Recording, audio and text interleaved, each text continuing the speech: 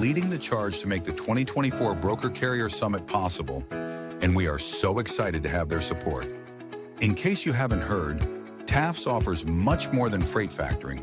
It provides a comprehensive support system for trucking companies of all sizes, specializing in fast and efficient invoice factoring with the ability to pay carriers in as little as 1 hour. And TAFS services go well beyond factoring, offering a fuel card that unlocks major fuel discounts, flexible business loans that are designed to cater to the distinct needs of a carrier's operations, a dedicated, responsive client experience team, and much more.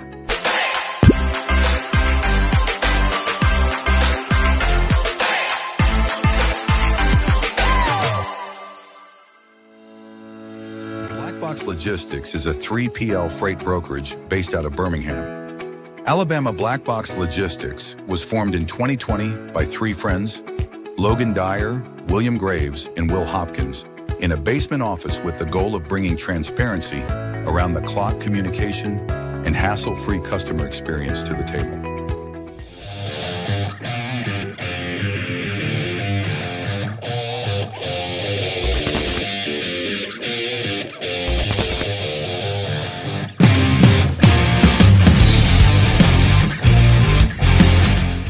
LoadBase is a logistics software solution that simplifies the process of tracking carriers.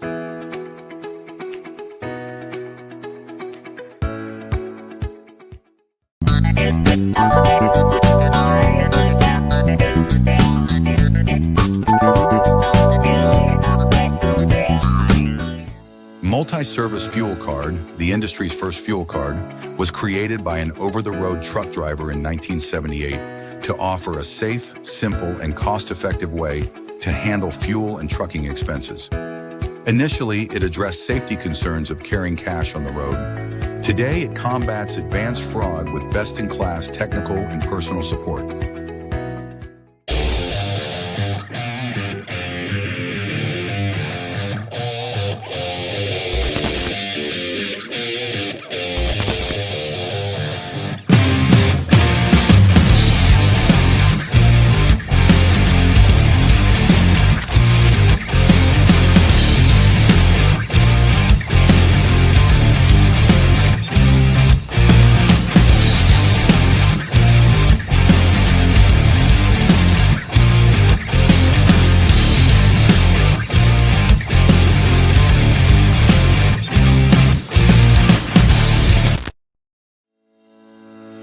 Sales-CRM is built for freight broker and agent sales teams. Manage your shipper prospecting and follow-ups. Organize your carriers in the lanes they run.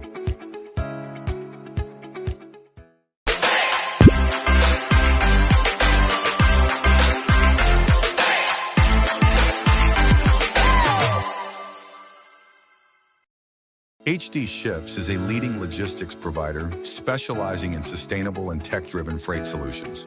With hubs in Reno, Phoenix, and London, we deliver comprehensive services, including full truckload, expedited cross-border, and intermodal freight. Leveraging proprietary technology, we offer 24/7 tracking, real-time visibility, and advanced automation to ensure safe, compliant, and efficient transportation. Our commitment to sustainability enables clients to offset emissions through carbon credits, aligning logistics with environmental goals. At HD Ships, we prioritize transparency, reliability, and exceptional customer service, empowering clients to achieve seamless, sustainable logistics solutions worldwide.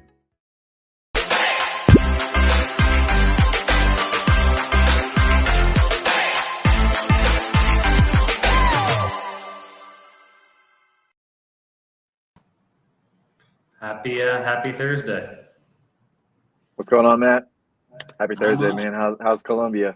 It's going great, man. How's Nashville? You guys avoiding the snow? Avoiding the snow. We're at a nice warm 48 today. Not bad. Well, I'm excited for today's show. It's a quick rundown of our sponsors. I just made a post, and we're super grateful for them. Obviously got one of them co-hosting with me right now for this month.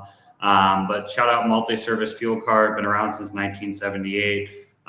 Kansas City based. Brokerages can have a fuel card. We've had carriers on who use them, really like their fuel card. Hit up Jessica, Patricia, great people. Black Box and HD, obviously the company Will owns, and HD, the company I do recruiting for. Loadbase tracking software. Stan used to be a dispatcher. Great site. Go check them out. Loadbase.com. We got a great product. They spent a lot of time on it. I'll let you do Sales Dash since you're here. Sure thing. Yeah. We're Sales Dash CRM is one of the sponsors for Two Dogs, One Pod. You can reach out to myself. You can reach out to Drew Brindley on LinkedIn. He's our sales guy, oversees everything sales. But man, it's been a good year for the Two Dogs. Yeah, it's been a fun time's flown by. I think we're at today's episode 38, I think, or close to 40. So it's flown by.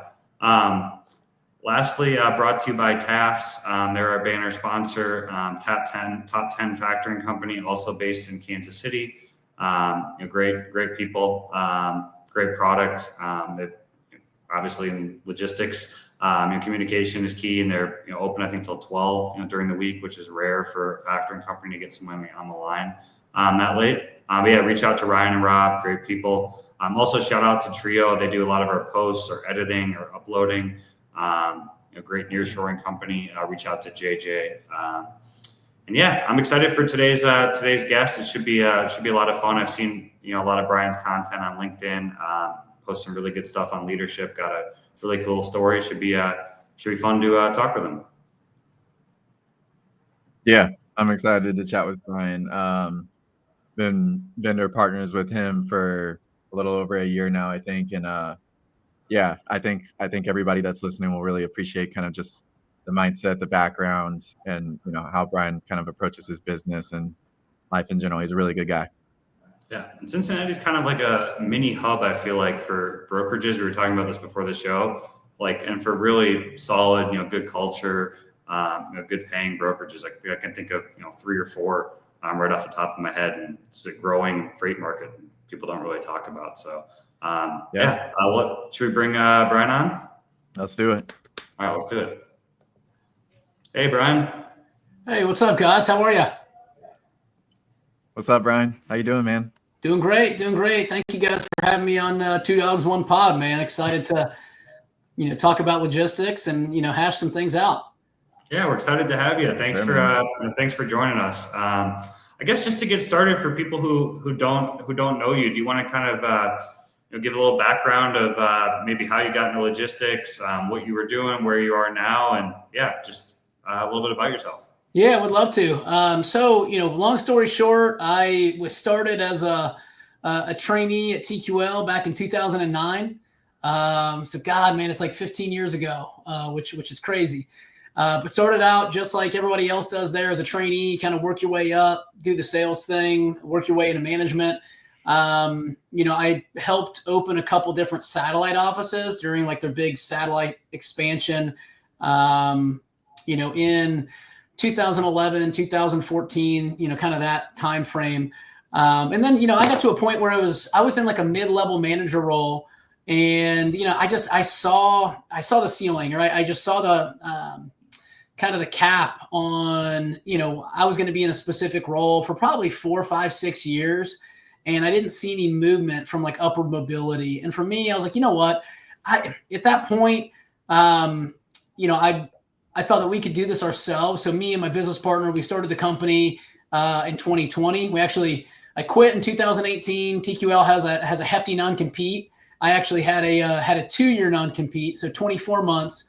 And I've actually talked about it on our show before, but it was a very mentally draining 24 months during that time.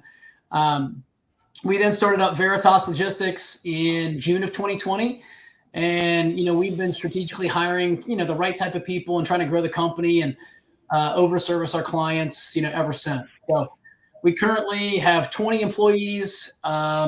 We have 15 in Cincinnati, and then the other 5 are, kind of scattered across the U.S. working remote as well. So, excited to, talk a little bit more about, the industry as a whole, and hopefully can help some people out on the show today. Yeah, oh, definitely. How was that experience back in 2000, 2009? Obviously, being fresh out of college, being a broker, those first 6 months. I mean, Josh and I were just talking, before the show, there's so many brokerages that come out of TQL, that obviously the training there and, even Cincinnati based, I think there's 3 or 4 I can think of that have roots of, TQL, and that, must have been a fun experience at the beginning. The thing is, I admire TQL. I think that they do a great job, especially with their training program.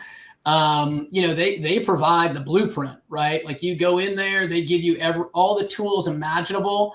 And the people that succeed there, they truly put in the most effort. They truly work the hardest. I think it's a mini, kind of mini umbrella of capitalism, where you're going in there, you're working your stinking butt off for the first 1.5 to 2 years, where it's extremely challenging. But if you withstand, or if you are able to get past that 18-month window, you can have a great career. And, even like myself, I'm forever grateful to the hiring manager that brought me on, and the company as a whole. I still have, quite a few friends that work over there, and, I still love the company, for who they are. I mean, they're extremely successful, right? Like, I think a lot of people want to bash them out there, and it's like, well, for what? For being successful? So yeah, there's some things that I would like to do different than what they do. And that's kind of, why we started, our company in 2020. Yeah. I think I read you guys don't have non-competes, right? I'm sure that had something. Yeah. We don't have a non-compete. I'm never going to hold anybody back from, their livelihood, right? Hopefully, at some point they have kids, a house, car payments, and I'm never going to hold anybody back from that. Now, a non-solicit's a different story. You can't go somewhere else and try to poach our clients and poach our people and that sort of thing. That's going to be, we haven't crossed that bridge yet, but we're going to be pretty firm on that. It's interesting. I was talking to Josh too about the show. I think all 3 brokerages that had their leadership start from TQL that are in Cincinnati that I know, I think all 3 do not have non-competes, which is interesting. They all came from TQL. So, I mean, in some ways that's kind of cool how that happens. But how was it during COVID too? I mean, it's kind of interesting. There's a lot of similarities. We had one of Josh's friends on last week, Jake from Southern Reigns, and he had a similar experience with a non-compete, sitting out, and then starting a brokerage during COVID. How was that in 2020? Yeah. By the way, Jake's an awesome dude, man. I met him, at an event. I think it was a TIA event last spring or last April out in Phoenix. And him and I were, texting back and forth, and awesome dude. So, it was starting. We got, what's funny is like we got some advice around that time.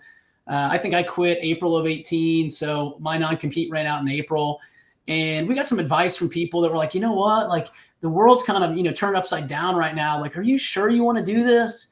And for me, I just sat out 25 months, right? Like I'm not waiting another day. So I think it was, I think with any business, right? You take a risk and you put all your cards in the middle of the table, and that's what it is. And that's, it's definitely, there's some fear.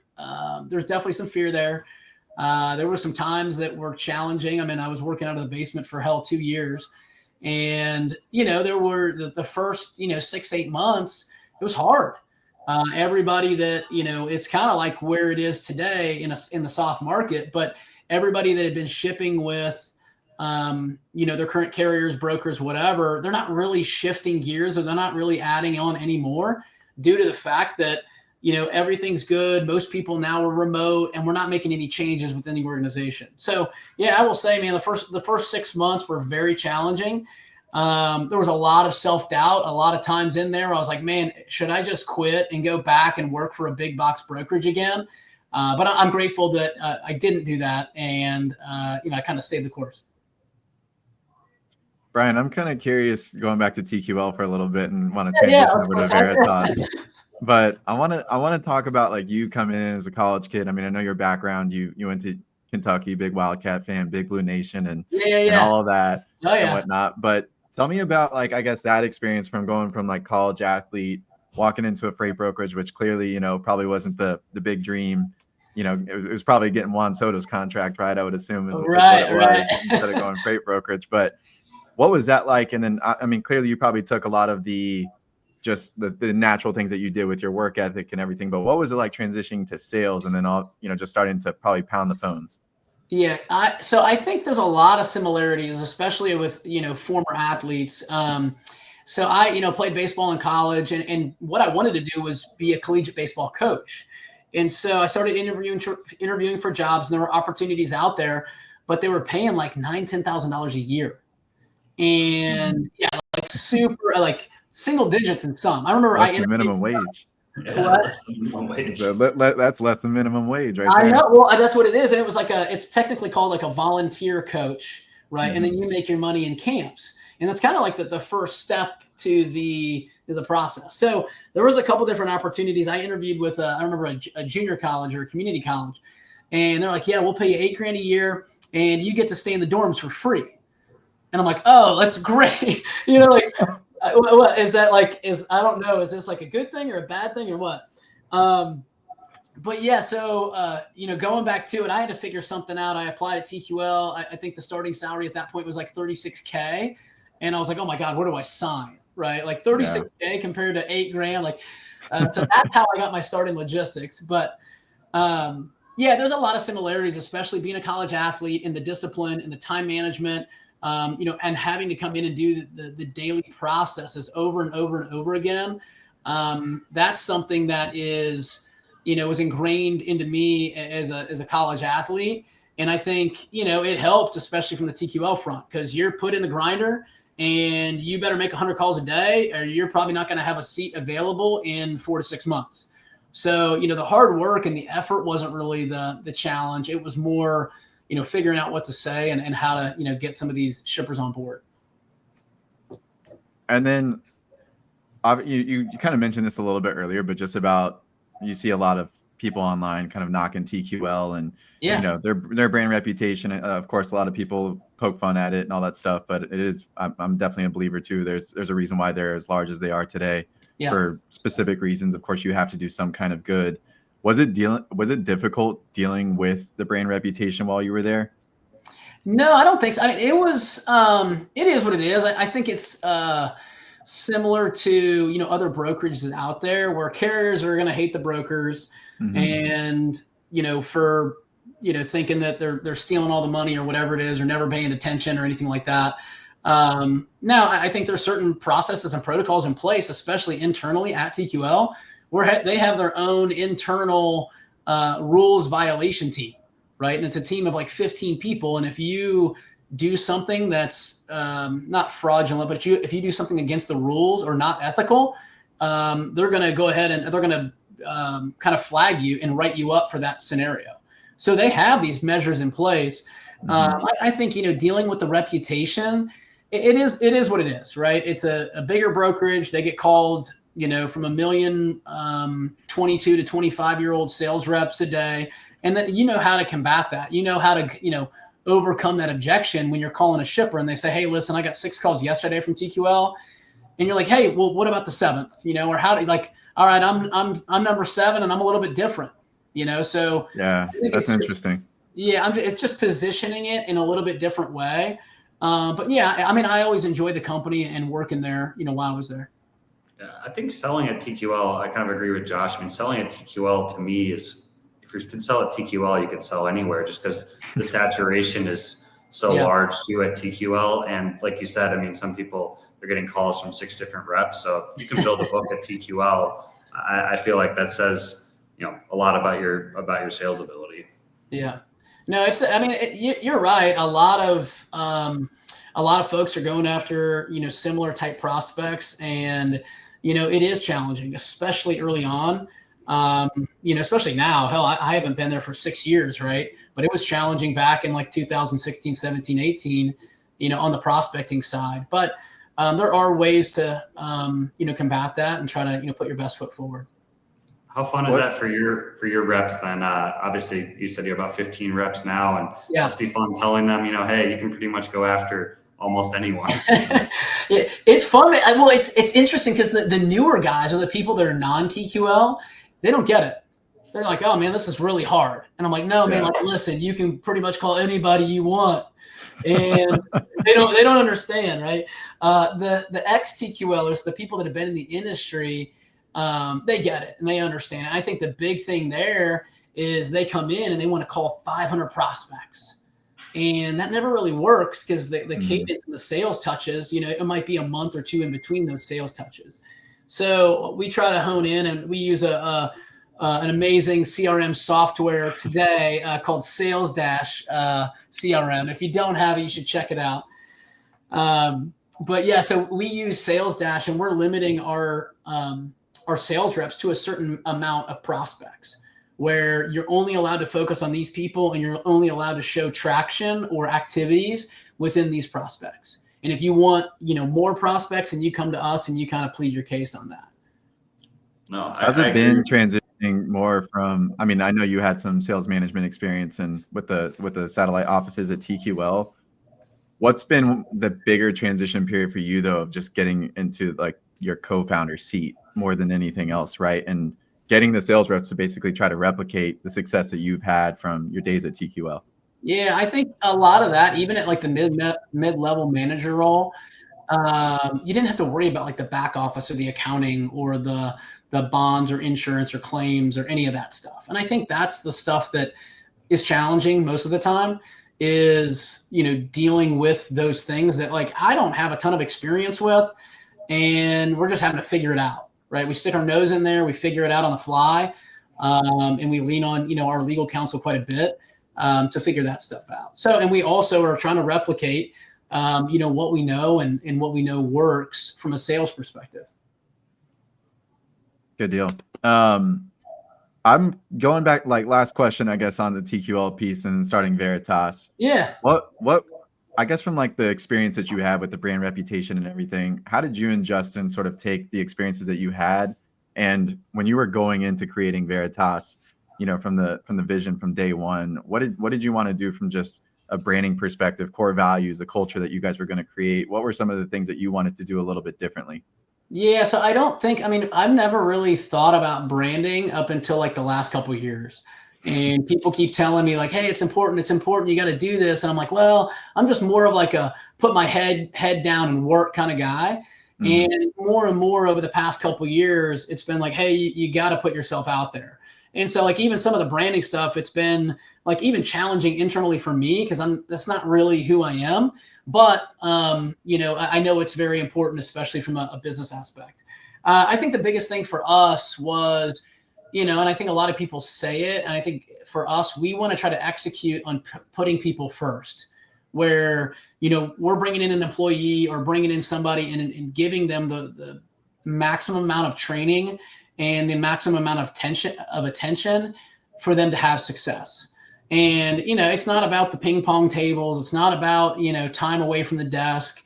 We want people to come in, do your stinking work, and we're going to try to push you to reach your max potential. So, having people and also like creating a fun environment or creating an environment that people want to come into work and have success.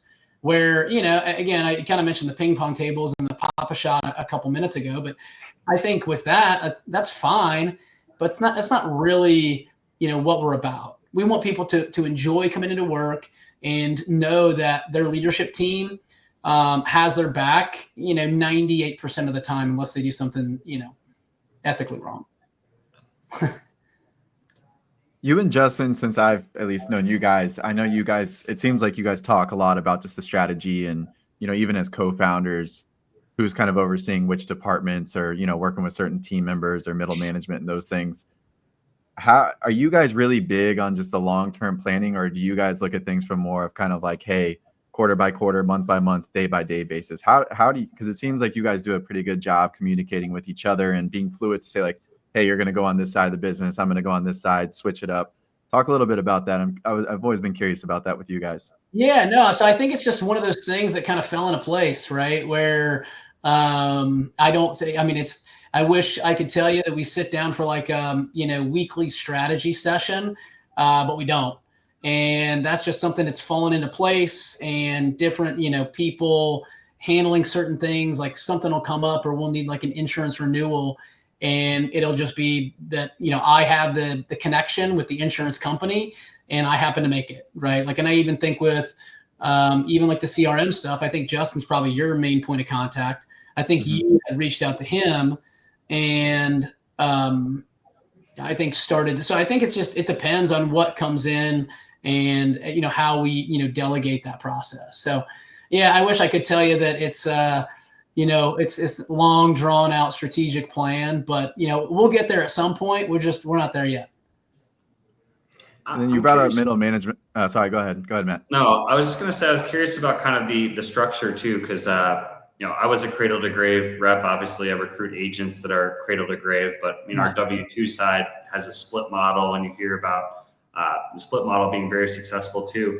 I was just curious if you guys kind of copied the TQL model in the sense of cradle to grave, or do you guys kind of do some type of hybrid, or how do you guys set up your structure there? Yeah, no, I'm glad you said that about the cradle to grave, because I think cradle to grave gets so much heat or so much backlash about how it doesn't work, or how it's not the way to go, and you need to go split model or pod model. For us, that's how we were raised. We know cradle to grave. We know the intricacies of it. I would say majority of our company is cradle to grave. We do have like a small group of folks that's kind of like our customer success team, and they handle anywhere from like 7 to 8 top level clients. So and that team's only like 3 or 4 people. But everybody else is cradle to grave brokerage, and then when they need support, we'll kind of bolt on support as needed. Why do you think cradle to grave gets backlash? What? Why do you think cradle to grave gets backlash? I don't know. I'm not sure. I think it's kind of like people think of it kind of like the old way, or back in the old days, that's the way it used to be, but now we're splitting up the groups. And again, I don't know much about the split model. I obviously people have success with it and people love it. I don't know a ton about it, where for us, we know cradle to grave, and we know a ton of the intricacies of it that we can speak on it and teach it, and know how to help our people. I think it's fun too. For me, like, I enjoyed being in sales for a number of years and coming into brokerage. Yeah. It was fun to not just do sales all day. Like, when you sold, to actually do the operations, and made going to work like a lot more fun. And it was all relying on yourself too. If you made a mistake, it was your fault. It wasn't like, it was the carrier's fault. Ops team. This ops team's fault. So, but I see both sides to it. But yeah, I was someone who really enjoyed cradle to grave. I think it makes it more fun for people newer to the industry. But it's interesting. I agree. I agree. I mean, I love it. I love the industry. I love the people in the industry. I love the blue collar nature. And again, like you said, Matt, the cradle to grave side, it's like you get to come in on a clean slate every Monday for better or for worse, right? If you're broke and you need to make some money, well, you better, get to work and create some activity. So, I like that side of it. It's definitely very stressful and demanding, but actually a customer of ours, or a client of ours a couple months ago, had like just randomly called in, and I've gotten back into brokering over the past 2 months, and I kind of like it. Right. Where like, I'm talking to drivers, I'm kind of manning the ship on a couple different high volume accounts, and it's fun. And I love that side of it. And, it is a little bit stressful right now in the moment, because, part of the day I have to wear like CEO hat or whatever, or co-founder hat. And then the other part of the day I'm sitting there managing loads and bidding on shipments and that sort of thing. So. It's interesting too. I think maybe one side, maybe this is just a theory of mine, but I think maybe one side, the split model, is it's a lot easier. Like, you have to have a really good culture, I feel like, to be cradle to grave, because there's only one person that has a relationship with the customer. Yeah. And if, they leave, even if they're leaving to another industry, nobody else in the company knows them. Whereas a split model, there's so many different people that have that relationship. So I kind of noticed that in a recruiting standpoint, from a recruiting standpoint as well, seeing that. But it's I think that's why it's so important, especially for cradle to grave, which sounds like you guys have, to have a really good culture, just because if it's maybe retention, maybe that's part of the reason for the popularity in the split model. That's just a theory of mine. That's not well, do you think, like, even in your recruiting role now, for an agency, is one of your main questions for the applicant, like, okay, what's your book of business, or what kind of broker are you? What kind of book can you bring with us? Yeah. And then it also comes up with the split model. It's, a lot of those reps, some of them have never booked a truck before. So they have multiple different relationships. Whereas, if a cradle to grave rep, sure, doesn't have any restrictive covenants and is in a bad culture, getting 5%, 7% and upset, it's very easy for them, if they have strong relationships. Whereas, the split model, an account manager, a ops team, so many people have that relationship, and they're not used to booking their own trucks, which is, why I see that, I think having good culture and good pay is almost even more important on the cradle to grave side than the split model, just from a retention standpoint. Yeah, that is one thing that we try to do. And it's kind of one thing that's on my, on my plate as far as like client retention. And, I try to carve out, 2 hours every Friday to call those clients, right, where they do have that second point of contact. Because we saw that a lot at TQL, where, that one person or that one broker has that one contact, they leave. And then, like, I would imagine that the customer goes with them and they go to a different brokerage or whatever. And then we never see shipments again. Right. So I'm like, okay, how do we combat this? Or how does the manager create a relationship with that client so that we can, hold on to that business? And for us, like, I'm an owner and we have to, like, that's something that, we have to spend time on, is that client relationship. That way there's not only one broker salesperson that owns it. That's pretty smart. I don't think you hear many brokerages cradle to grave that the ownership is doing that. So I think that's pretty smart. At least that's not something I've heard before, not common. I think you hit it right on the head. I mean, that's great that you guys are spending time, because exactly what you said, you saw happen at TQL, I think happens. Well, I'm not going to take any credit there, man. It's like a lot of trial and error, right? At my previous company, and we saw people leave right and left, and so I got that experience, and know what not to do now. So it sounds like I'm the one split model guy here. But I'm not. I'll say it's really. It's been so interesting, with Sales Dash and with the companies that we work with, because, in our sales process, it's one of the main questions that we want to know for teams, because obviously they're going to have, their teams in the system, and sometimes they are split model, sometimes they're cradle to grave. I when I was in brokerage, I come from split model. I feel like, I from some of the arguments that I've seen, and sort of where, previously from where I was it's kind of one of those things where you get to just really focus on a specific skill set. Yeah. And I think that there are pros and cons to both sides.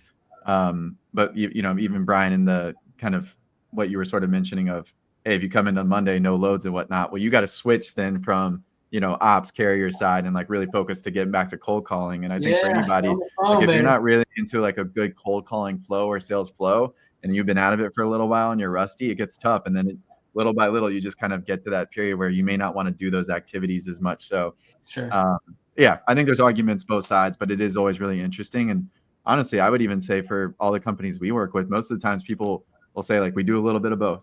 And sometimes it depends on the broker, their size book and whatnot. Yeah. So it's everybody's got their own strategies. Yeah. Depends so much on the account. Or go ahead. Sorry. No, you're good. I was just going to ask Brian, just where you guys are in your growth and the time period, I'm sure, like, coming in, you guys had an initial plan to just like get the company off the ground, right? And then you get some of your first team members, you get to 10. And I always find it really interesting because, I feel like a lot of people are gunning for their first million, and then they're, getting to 10, and then 10 to 20 and 20 to 50 and all that stuff. How do you and Justin, just from like a co-founding standpoint, when it comes to just moving the goalpost, right?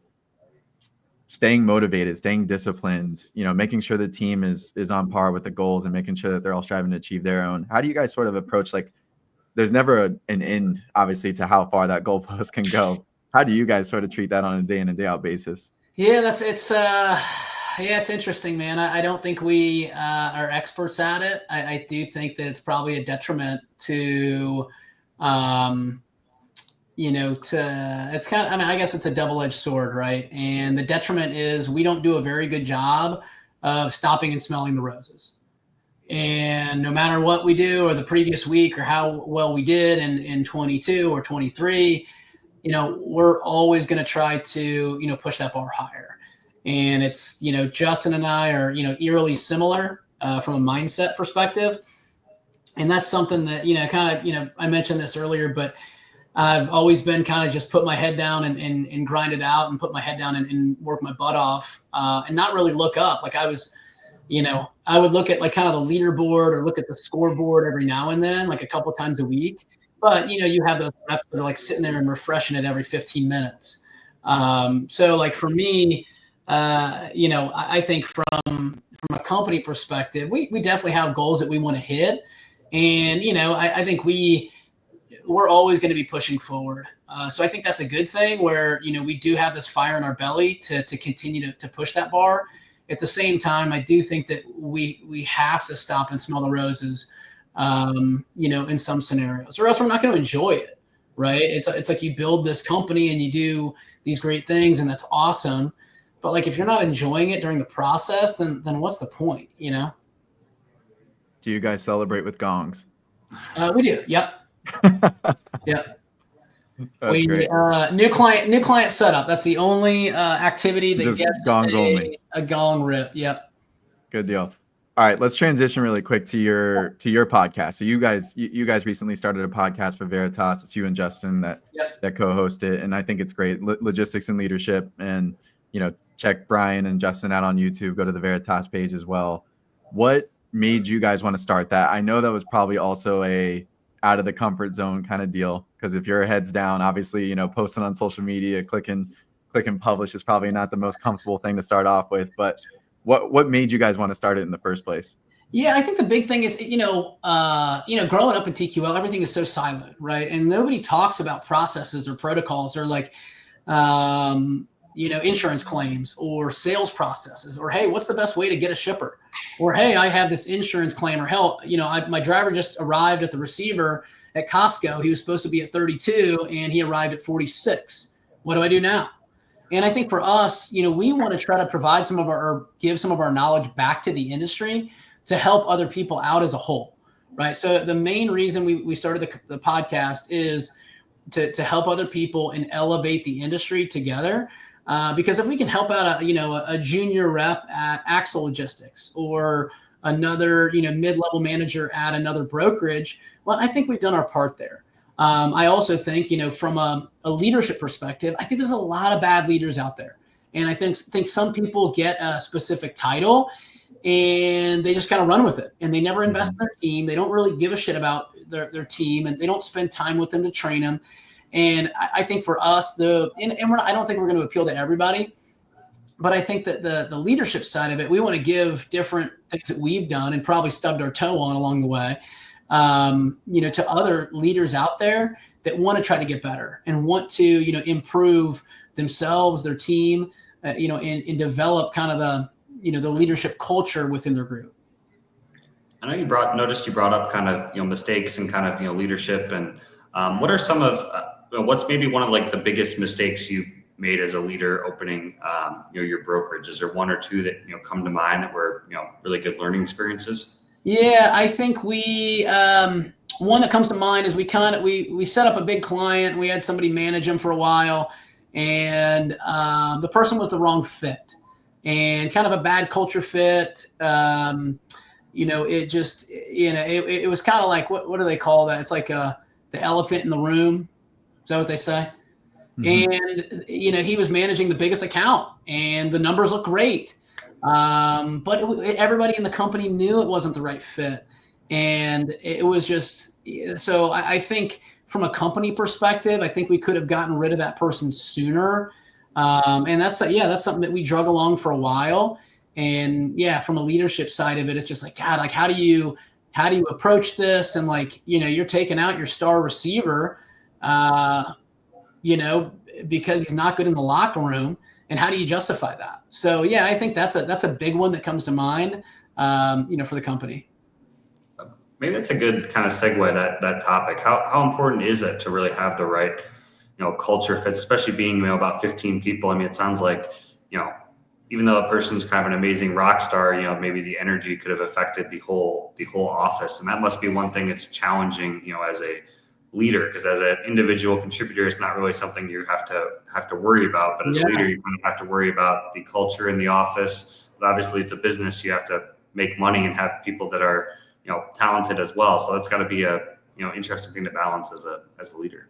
Yeah. I think for me, it's a great question, man. And I don't think there's any specific right answer. I know for me in the culture and community that we want to build within Veritas, that is the most important. And I want to get the right people, the right people on the ship, all rowing in the same direction. Now, are there going to be some times where we don't get the right person, or maybe we make a bad hire? Like, absolutely. I've made a million bad hires in my, TQL days. And the good thing about, TQL at that time is they gave their managers full autonomy to have a quick trigger.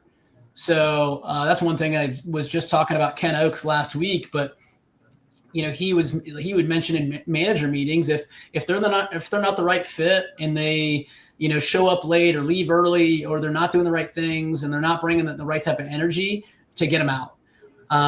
So yeah, I think culture is everything. I think community is everything, and I think if you let those things go on, it's just going to infect the team as a whole. And I know for us, that's very important to make sure that we get it right. What kind of interview questions do you guys? You've done a lot of hiring, obviously. Maybe sorry if I keep talking about people. Give us all the sauce, Brian. I love it. What's some good interview? I mean, you were at TQL, obviously, and now you're hiring, and we're talking about culture fits. What are some of your favorite interview questions, or how do you kind of go about the interview process in general, building your team? Because obviously, being a small team, I mean, every hire is more important than if it's like a TQL size company. It's hiring 1,000 people a year. Yeah, I know, it's a great question, man. And I think I was taught from a different hiring manager years ago when I first started interviewing folks, and hell, this was probably 2011, 12, 13 ish. One thing that they mentioned, or one thing that I try to do, is I really look at the resume. And I know it's kind of like old school, or we're you don't really need that this day and age. But I think a lot of times history will repeat itself. So if you see somebody that has a short term at a previous company, or if they were at 6 years at a different company and they were a top performer, and then all of a sudden they quit or got fired, okay, what happened? How did you approach that? What happened in this scenario? And I think, for me, a lot of it has to do with the interaction that I have with that person.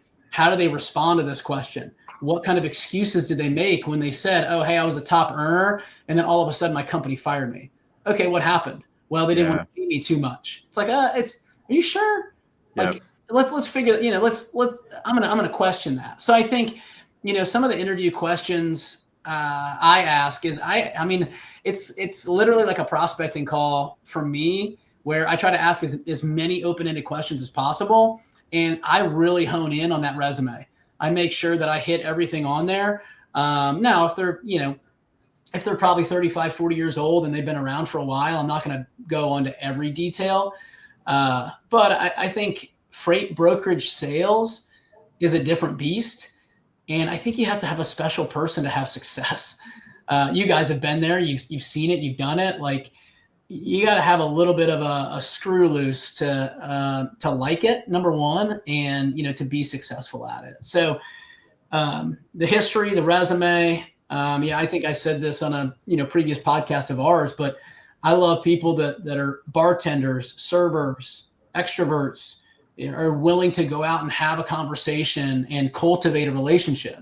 Because essentially, that's who we're hiring. We're hiring salespeople. Like, your job is to develop new business.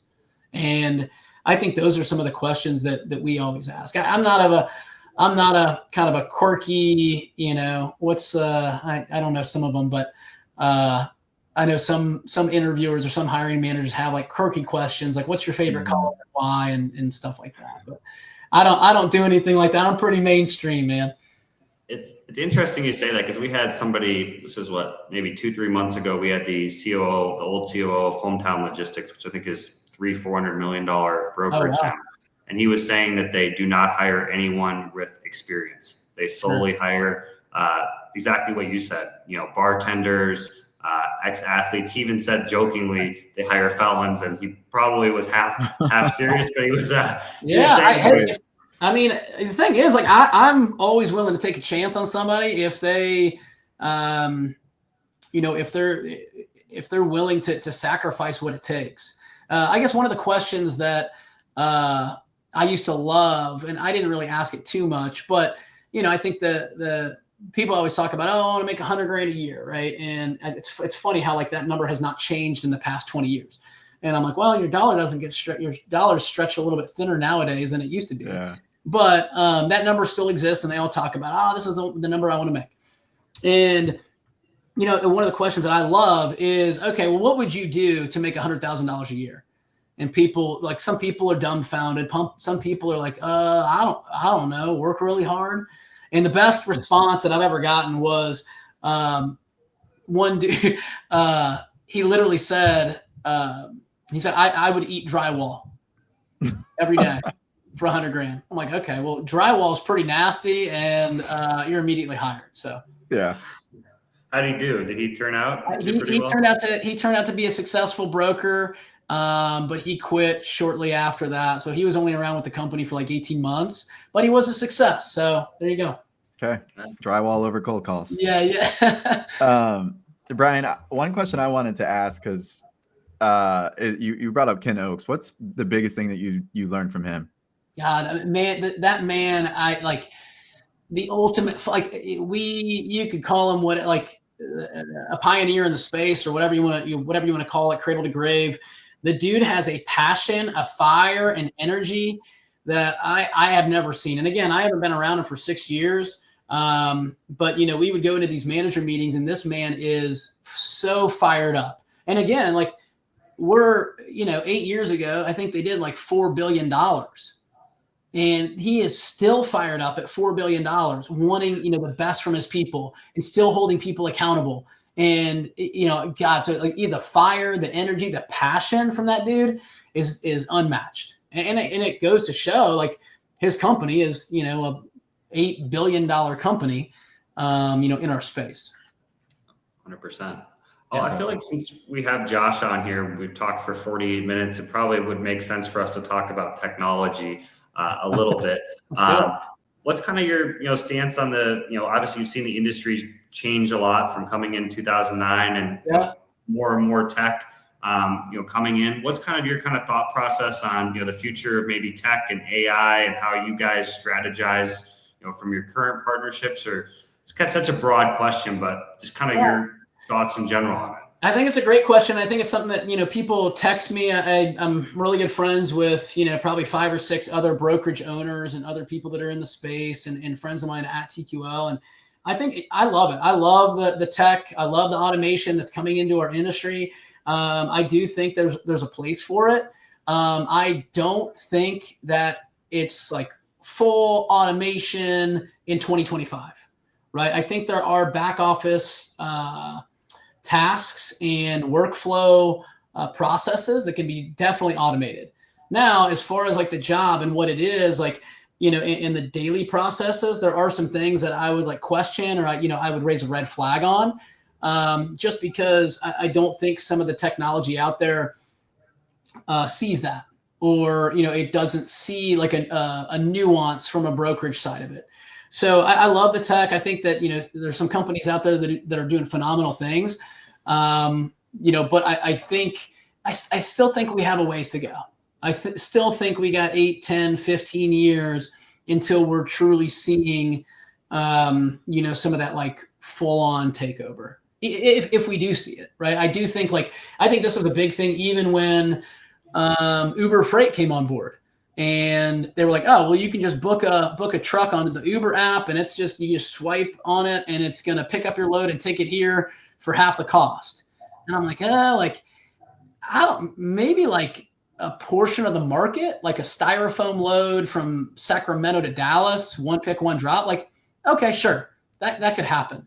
But what happens if the driver falls out? What happens if you run into an issue with the shipper? What happens if they load the drive or the truck with the wrong product?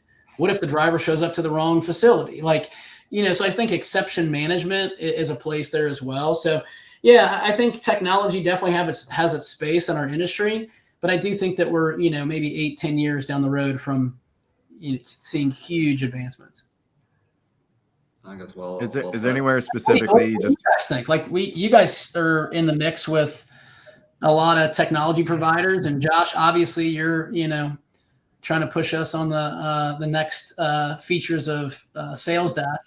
all the time? Just joking. You're the man. I feel like it changed a little bit. Like as a broker, like I was more like, well, the TMS, I can book a load, it works. Like I'm not a big deal tech guy, but it's interesting to see on the recruiting side. I mean, we have a proprietary TMS, proprietary tracking. You see that a lot of some, more coming into the scene, and it can help on the recruiting. So maybe my opinion on tech has changed a little bit, and then just kind of meeting different, people, and, got to meet someone you guys know. I think you guys both know, Chad in person for lunch the other month, like super smart guy, and Nate obviously, and got to meet several people in the tech community that have some like great products and, great, so it's interesting to see the cool things. I was watching, it was a Happy Robot the other day, had like some AI carrier sales rep. And I was like, wow, this is wild that you can do that. That's crazy. Cool. No, we've had Chad on our show before, and we are an AVRL customer today. And I think, a lot of that automation I think is huge. I also think I heard somebody say this. This is not original thought creation, but I heard somebody say it's not only the technology, but it's the people behind the technology. So you do have to have like a good, tech stack, but you also have to have people that are implementing it. And even on the customer side, making sure that it's running smoothly, or if it, gets thrown off, or maybe the bidding cycle gets a little bit challenging, then you go in there and tweak it. So I think that the people behind the technology is a huge part of that. It's huge. Yeah. The people behind the tech. And I think sometimes people look to tech to try to replace a process, but if you don't have a process, I mean, a lot of times, your tech purchases and whatnot could be not so meaningful if you don't have good processes. So yeah, I agree. I mean, I think obviously the people are super important. Processes, I think, are bigger than almost anything else, more than, I would say. I think there's always going to be the shiny object that's out there that a lot of people are interested in. The question becomes, okay, what happens when everybody else has it?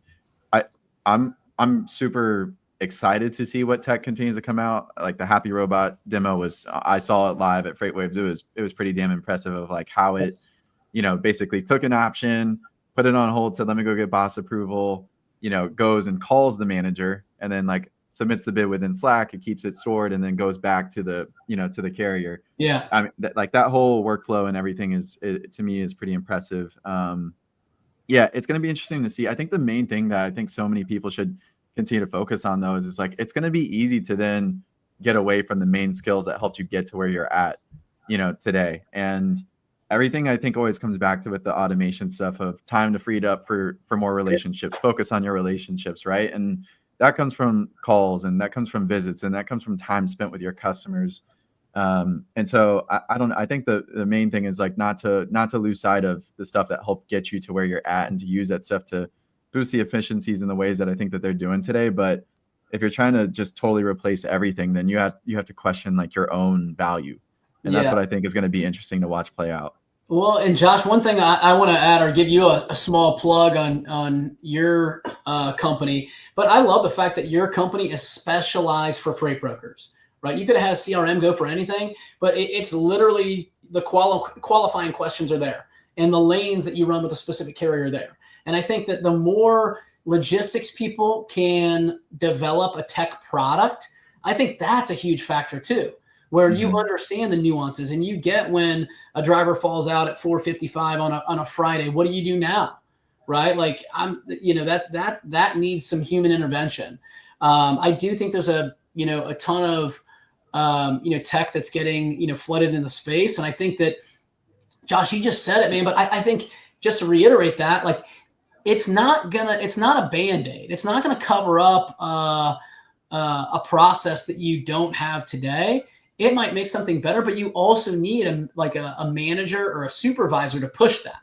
I'll tell you, we signed up with Turbo in January of 2023, and it's awesome. It's phenomenal. They have an open API, pretty much connects with anything.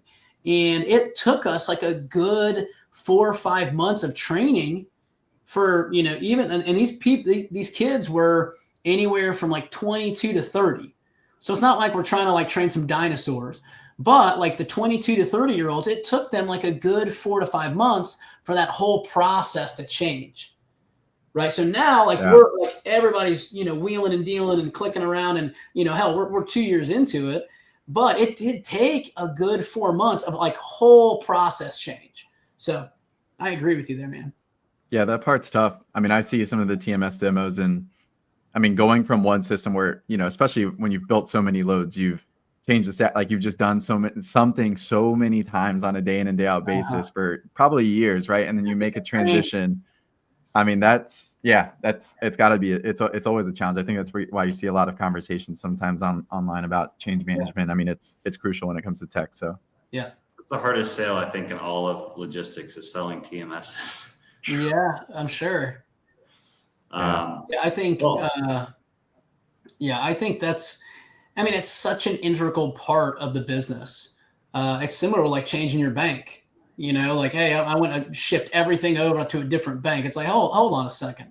Like, do we have to? I don't really give a shit if you're charging me 6% interest or whatever. Can we just stay put? That's a good point. That's a good analogy. Brian, what are you most excited about before we sign off here? What are you most excited about for 2025? Yeah, I think just increased collaboration in the industry. I think that, it's headed in the right direction with the right type of people. And I think that, people need to share more of their stories. Here's how you do it. Here's what we can kind of accomplish together.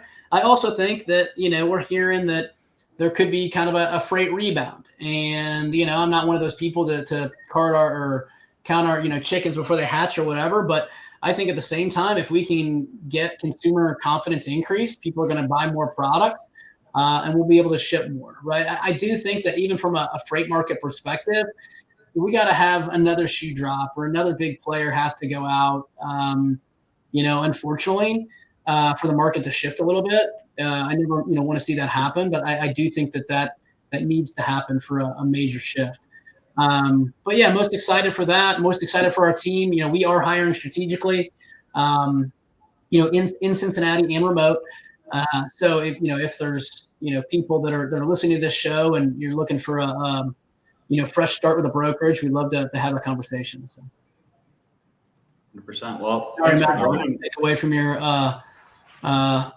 your agency recruiting side of it. No worries. It's Cincinnati's a great place to work. I mean, I think there's some benefits to being in the office. I mean, I say that as someone who recruits freight agents, but there's some definite benefits, and especially when you're new in the industry. I mean, I enjoyed being in an office. I don't think I ever could have started as a freight agent or started remote. I mean, being around people, there's definitely two sides to it. But we enjoyed having you on, Brian, and thanks for joining us. And the hour flew by fast. It was a lot of fun. Yeah, well, thank you very much. Appreciate you both for having me on. Good to see you as always, Brian. All right, see you guys. Right, that was fun. Oh yeah, Brian's a great dude. Yeah, man, a lot of knowledge, and his podcast is worth following. It's not one of those ones that's hour episodes every so often. Like, you can listen to it on the car on the way to work. Logistics and Leadership podcast on YouTube, LinkedIn. Make sure you follow Brian on LinkedIn, but. A lot of really good content on there, and just a good guy.